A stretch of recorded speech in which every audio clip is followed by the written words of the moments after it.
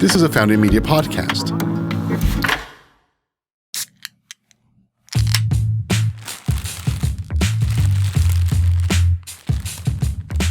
Hey everybody, welcome to another episode of Packing Taste. I'm your host, Axel Brave, and today we have the Texas Agriculture Commissioner, Mr. Sid Miller. Welcome to the show, Sid. It's good to be with you. Thank you. Yeah, I appreciate you guys, you and your team coming in today. Always been a fan since I started learning what the TDA was and becoming a member of the Go Texan program, which is kind of why I wanted you here today. Obviously, being in the consumer packaged food side of things, you guys have helped me out a lot. But before we get into that, I'd love to hear a little bit more about yourself, where you were raised, and then kind of go into why you decided to do politics and agriculture. Okay. Well, I'm an eighth generation farmer and rancher. My family came to the United States in 1700. We've been farming and ranching ever since. If we have a couple more good years, we might get the place paid for, hopefully. Yeah. But I have my education is in agriculture, vocational agriculture from Tarleton State University, where I became actually an ag teacher. So I got to work, with FFA and 4-H, and I learned real fast that the greatest natural resource we have in this state is our youth. And those two organizations where we train most of our leaders. So we put a big emphasis on the FFA and 4-H at the Texas Department of Agriculture, because 1 in 7 jobs in this state are somehow related to agriculture. And we're going to need the younger generation to come along to grow a food, fiber, and fuel for us. Yeah. And I just did a couple events at the rodeo, the Houston rodeo, and there was a huge banner out there that had like 7 different statistics on how agriculture impacts every Texan. Oh yeah. Like the cattle industry, like 1 in 7 jobs. It's quite astonishing how big it is and how much we don't notice it. But I guess being what university did you say it was? Tarleton State University, the better part of the A&M system. Okay. Yeah. Okay. So I guess you were around agriculture all your life with the farming, with university, and did you immediately know, like, I want to help bring this to life and be more a part of this, and on a state level, federal level, like what? You mean like how did I get started in politics from agriculture? It's Yeah. kind of not the normal, What the normal fix. Most everybody in the legislature either lawyers or rich, and I'm neither one. Yeah. So I didn't quite fit the mold. Yeah. Or why didn't you start a restaurant if you liked agriculture? Yeah. Like why? Well, to this day, I still make my living off the land. I raise, cattle, commercial cattle, horses, and grow various crops.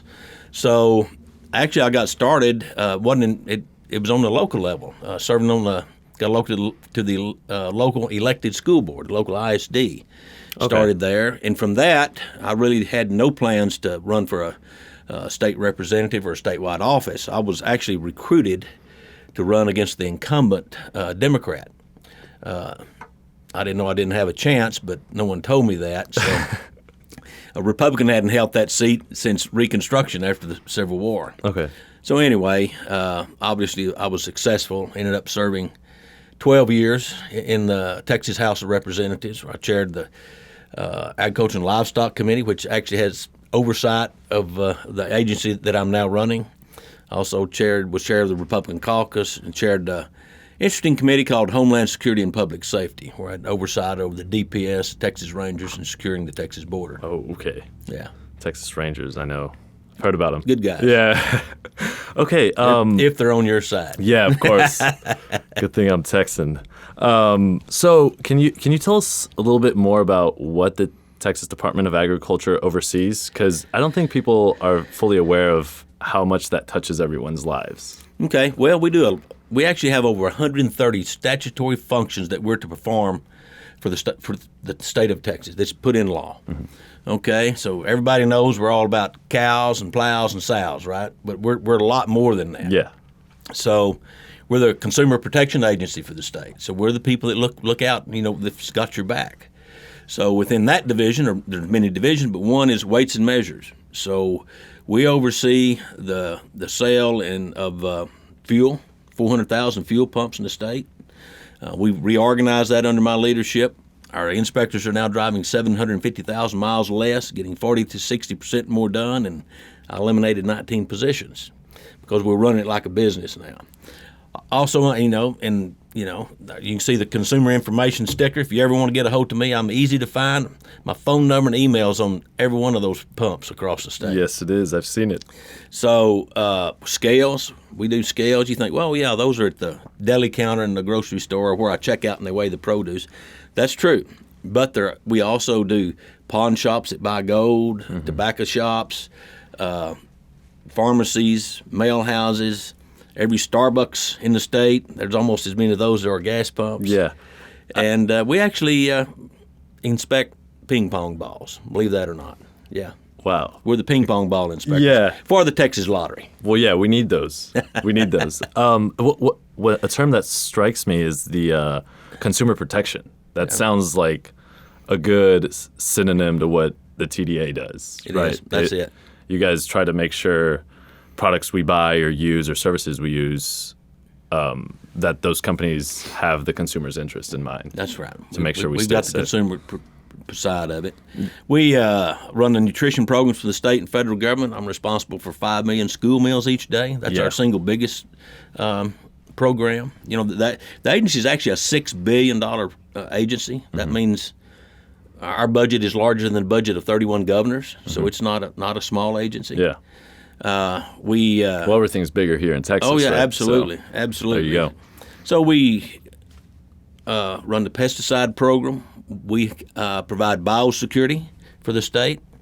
We pull trailer trucks over and go through and make sure there's no hazards in it, no invasive species, no insects forbidden, et cetera, like that. Yeah. So if you ever wondered, who checks, make sure that our timber industry isn't destroyed by some burrowing insect, that'd be us. Yeah. Okay. And so one of the questions I wanted to ask you was are there unique ways that the TDA, the Department of Agriculture, supports small businesses in Texas? Because obviously we have a lot of gas here. You guys make sure that, like you said, the measurements and the units there are all accurate. But what about small business, farmers, manufacturers, restaurants? Do you know if there's a direct correlation between the TDA and supporting those? This year we're celebrating our 20th year of our marketing program, and that's where we interact with businesses across the state. It's called the Go Texan program. That's the logo right there.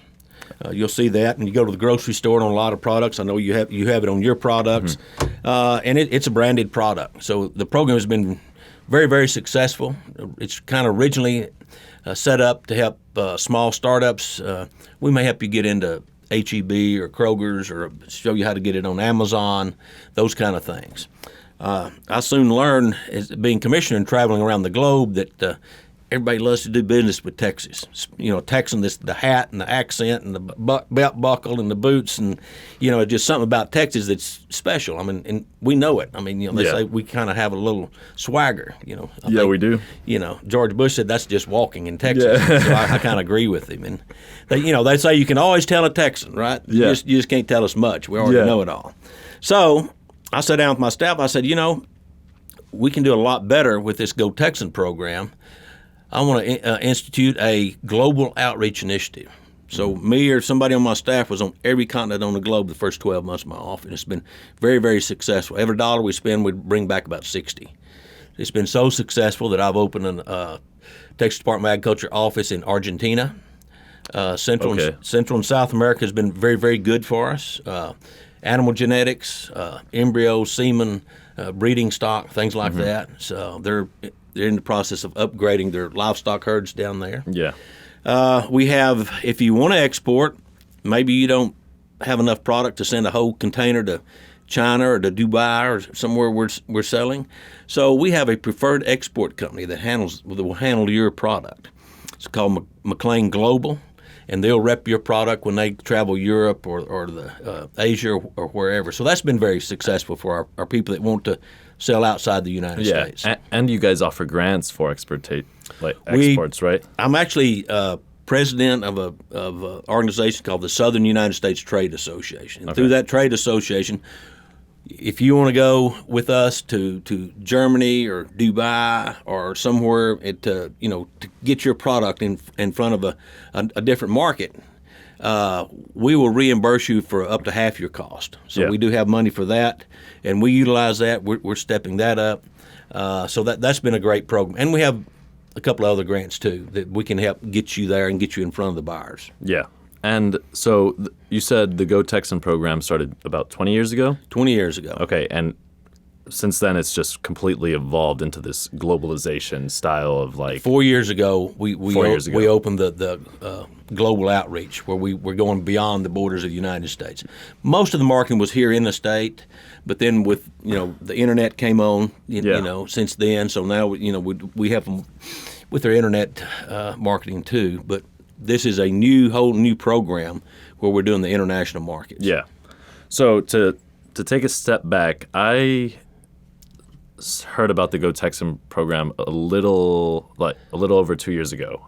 I had one of my mentors who let me make my sauce in his facility, and he brings me to his office one day. He's like, "Are you a Go Texan member?" I'm like, "No, I don't know what that is, let alone like this the first 100 jars I've ever made." He's like, "Go to this website, become a Go Texan member, and it's going to be the best $100 you've ever spent."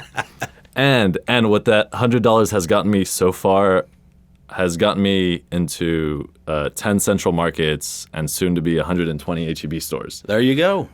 Literally. Success story, folks, right here. Yeah. And at first I get the thing and I'm like, oh, this is just the logo so people know that, my company's Texan. Texan's product, yeah. But not only that, it opened up my company to this huge network of information and people. So I started finding co-packers that I didn't even know what a co-packer was when I started There you this. It connected me with manufacturers, with suppliers, and it kind of gave me this base to like ask anyone from the TDA any like crazy questions about retailers, HEBs.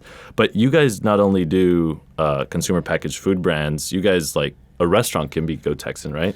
We have a wide array of Go Texan members and programs. We have a Go Texan certified retirement community, where your city or town can get certified Go Texans. Less than 4% of the cities in Texas can actually meet that standard. So it's pretty rigid goal there. We have certified Go Texan farmers markets. Yes, we do that. We have certified Go Texan restaurants. Since I became commissioner, I've opened it up to other entities that not necessarily agriculture. We don't limit it anymore just to agriculture. I have an aerospace company, Gulf States Toyota. Yeah. We have a biomedical company. So we're kind of the unofficial chamber of commerce for the state of Texas. Yeah. So for those small food brands that my colleagues, people I work with, can you tell them what it takes to become a Go Texan, other than the $100, the $100 investment I made, but what makes someone a Go Texan member? Do they have to have 50% of their business in Texas? Like what?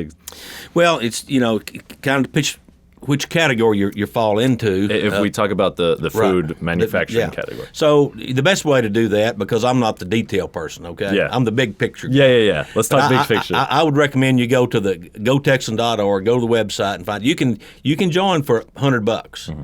Now, if you want a little more than that, there's different levels, okay, and then services you get with that. And like if you're a big corporation, we will tailor make you your own membership plan according to what you need. So just like I mentioned, McLean Global, our export company, they don't really make anything Texan. They didn't fit, couldn't join. Yeah. So I send my people on and said, all right, we need these. They can be a huge asset to us to get into these foreign markets. So we tailor-made a membership to just fit that category. Yeah. Okay. And but on the website at least, not only does it offer, the network of everyone who's a member, but on the website I even printed something out like the food product development tips, which essentially lists how to begin a food manufacturing brand. Perfect. There's a business plan, register with the state, acquire tax ID number, receive UPC code, yada, yada, yada. And it's this beautiful 5-page packet that because there's so many manufacturers here and so many people in agriculture, it's awesome to have a packet that shows you or kind of guides you into starting a brand. So how long would it have taken you to get to that point if you hadn't had these guidelines from the Go Texan program? Would it save you any time? It wouldn't. If I had this, it took me a while to realize that you guys had this. So it was a little messy at first because, it's like, oh, okay, I do need a UPC. Oh, wait, but I do need someone to manufacture it. But does it need to be certified? And once you go to the Go Texan site, you realize like, oh, the answers are all on here. And I could have saved me a couple weeks of work if I hadn't read this before. But there's a lot of beautiful resources out there, and every guest I've had on here, we talk about the kindness that Texans have with one another and how everyone's pretty helpful. And I see a lot of that in the Go Texan program. Yeah. Okay, so what you've said, can you list again the organizations Go Texan works with? Because my understanding was solely with food, but you guys help everybody in farming and gas. What are some other organizations? We will work with anybody that wants to be a Go Texan member that's a Texas company that can meet our standards. Whether it be food products or denim shirts or whatever it is. We do reach out in a lot of different ways. One of our big projects of the year is the State Fair of Texas, where we have a 20,000 square foot Go Texan pavilion. We set up a general store, which you can have your products in, where people can come in. I've been in there, yeah. And so you know all about it, and that's a chance for you to get up and do live taste demonstrations, things like that. So that goes on for about 3 weeks. Yeah. We also do the same thing, not on a 20,000 foot scale, but at the Fort Worth Stock Show and Rodeo, the San Antonio Stock Show, San Angelo, Houston's a big one for us, where we have a Go Texan member booths where you can come in maybe one day, maybe 2 days. You want to give out samples to the public. We go all over the state to all, Rios Mercedes down in the valley. Yeah. So we're a lot of places doing a lot of things to promote our Go Texan members and their products. Yeah, and to give you listeners an idea of what that means, so Go Texan would send you an email a couple weeks prior, a couple months prior to the State Fair or the Houston Rodeo or Dallas Rodeo, what have you, or even other events going on, and they offer you discounted rates, and at least, just being part of that email list, you're informed of what's going on, where other consumers in Texas or Texans are going to be at. So, for example, I get an email from Go Texan saying Central Market, which is a beautiful food retailer here, I get an email before a lot of the other customers saying, hey, Go Texan has a discount to have a booth here. And I got that email from Go Texan 6 months into doing this and got invited by Central Market to the show. So Perfect. Go Texan opened that door for me. Open that door for you. That's perfect. Well, it should work. Yeah, exactly. Everyone helping each other out. And for the rodeos, for example, my first year, Go Texan sends me another email like, hey, sign up for the rodeo.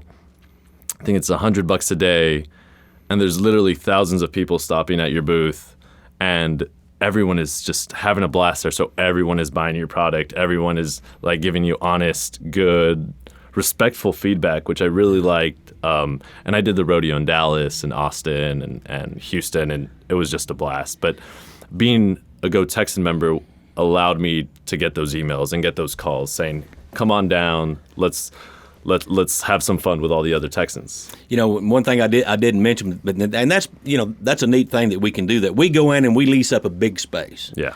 And for you or any other small business, maybe leasing up a space, paying their $15,000 a booth, and we can't do that. And staffing it for 3 weeks straight is kind of tough. Yeah. But you can say, hey, give me a Wednesday, and I'll be down there, and you can take it one day and get your product out there and get a feel for the public. One thing that's really unique, I don't know anyone else that's doing this, but we have a Go Texan presence at NASCAR. Okay. So we have a NASCAR truck, the Truck Series, AM Racing. Austin Self is our driver. The whole back trunk lid is the Go Texan logo. Across the tail of it says, "Don't mess with Texas."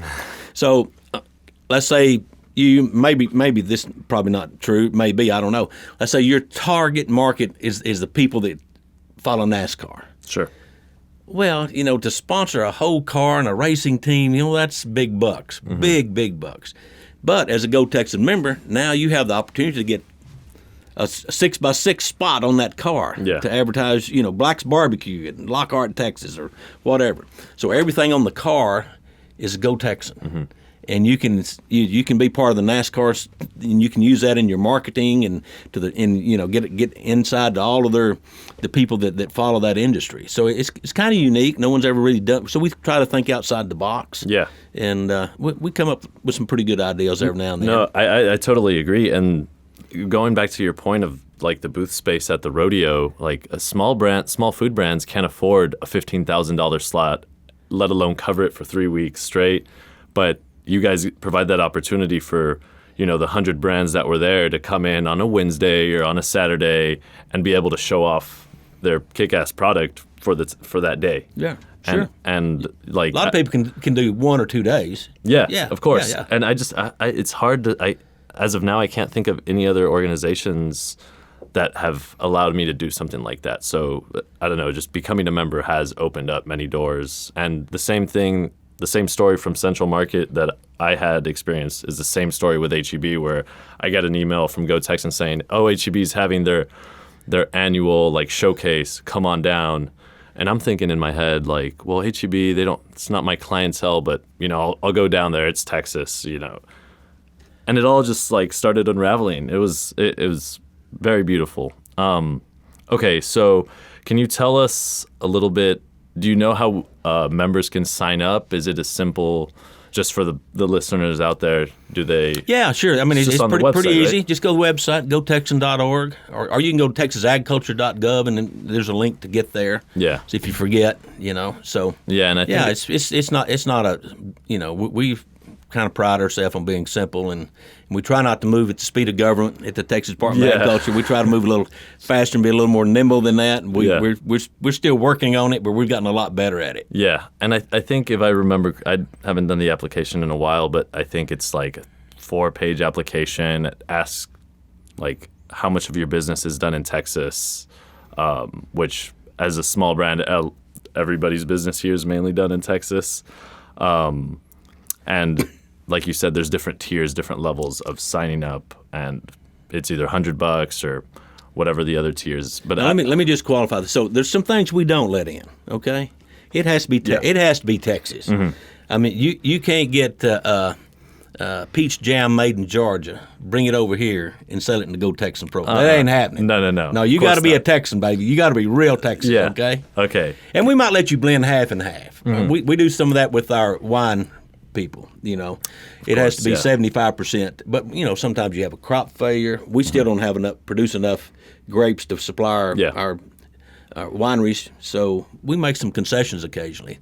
We'll try to tailor make it to fit your need. Yeah, and I think you guys do a good job with that because, for example, my jars aren't made in Texas. They come from wherever they come from. But my team is here. We source a lot of our ingredients from here. I work. My labels come from here. One thing I noticed is that I work only with Texas businesses when it comes to manufacturing. Sure, and it was great. We appreciate that. Yeah, very cool. Hopefully, some of those businesses that you trade with are Go Texan members. Yeah. I think all of them. I don't think I kind of keep it in the family. Yeah. I don't think I've worked with a lot of people that aren't Go Texan members. Not because I don't want to, but because everyone is a Go Texan member, and it's just like. I don't know. It's joining this really awesome club. It's kind of hard to describe. Okay, well, I guess to wrap up a little bit, what are some of the big projects that you guys have going on for the food industry and the agriculture industry? I don't have anything in mind, but I wanted to ask that question. Well, I think the number one topic on everybody's mind is hemp infused products, the CBD oil. So it's illegal. The federal government removed the restrictions on growing hemp. Mm-hmm.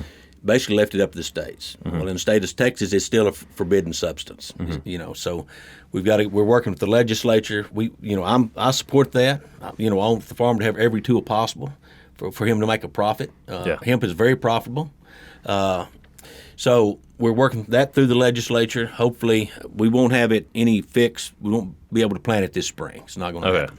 We don't even have the federal guidelines. We won't have those till fall, October, November. So if the legislature will do their job, open that up, where we can have the authority to promulgate the rules after the federal guidelines come out, we could possibly have that ready for spring planting next year. That's pretty soon. Yeah, pretty soon. And are one of the goals to have Texas as one of the larger suppliers of hemp? Obviously, we would be more than likely as large a state and as large agriculture state, as we are.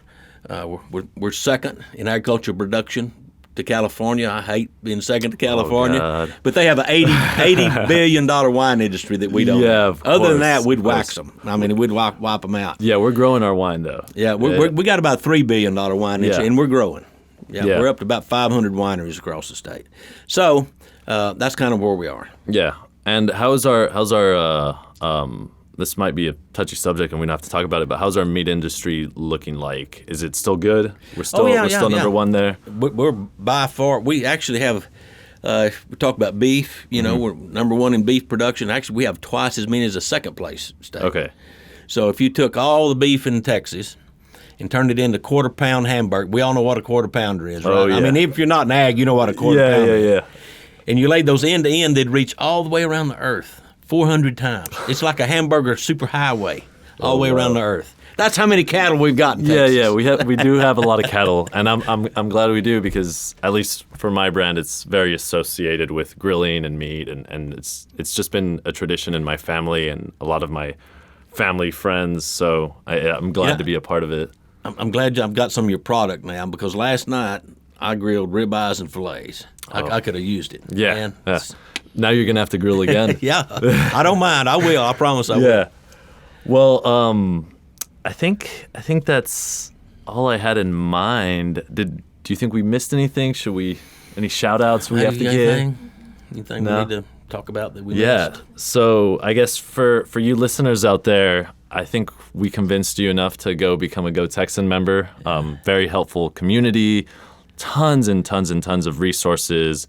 It's definitely brought me a lot of success. It's brought a lot of my colleagues, and you've heard other founders on here talk about what the Go Texan program has done for them.